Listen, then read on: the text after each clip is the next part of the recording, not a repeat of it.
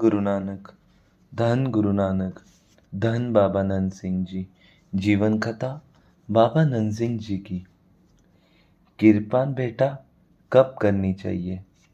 बाबा जी की मर्यादा है, जब आनंद साहब का पाठ हो उस समय किरपान भेंट करनी है। अरदास के समय अरदास करनी है। आज आप जी भोग लगाओ और शीत प्रसाद संगत को बख्शो। यह हुक्म है बाबा नंद सिंह जी का। पर चूचा ज्ञान अरदास के समय भोग लगाने के लिए कहते ही नहीं। वह कहते हैं कि आप परवान करो और भोग संगत लगाएगी।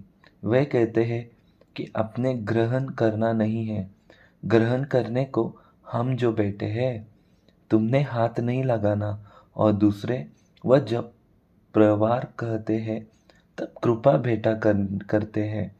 वे कहते हैं कि यह कृपान कलगीधर पातशाह की जीभ है, सो यह मनमर्जी है। गुरुमुखो, हम तो बाबा नंद सिंह जी की चलाई मर्यादा को सच मानते हैं।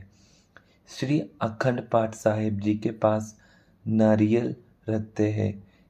कई कहते हैं कि यह ब्राह्मणवाद है। 10 पातशाहों के समय जब गद्दी दे रहे थे, इतिहास बताता है कि 5 पैसे और नारियल रखना माथा टेकना रहता है। यदि यह ब्रह्मवाद है तो इसे खाए भी न करो।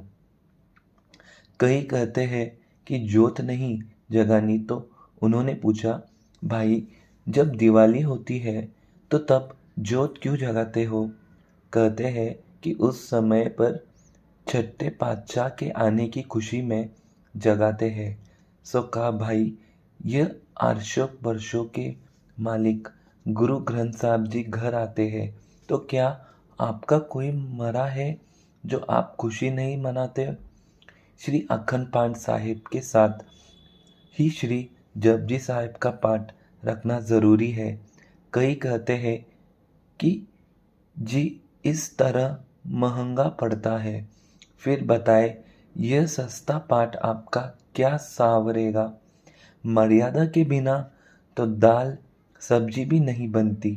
तो यह तो श्री अखंड पाठ साहिब का पाठ है।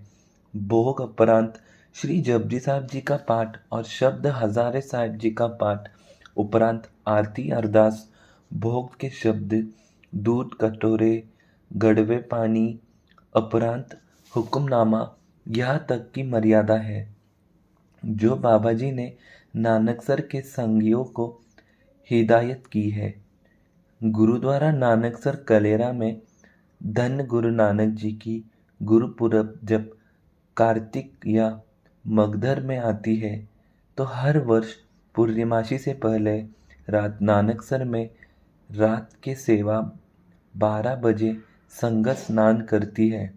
उपरांत भारी आतिशबाजी और दीपावली की जाती है।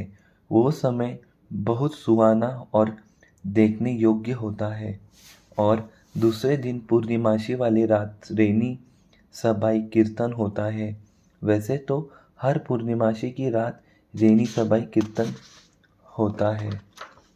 धन गुरु नानक। धन बाबा नंद सिंह जी। धन बाबा नंद सिंह जी।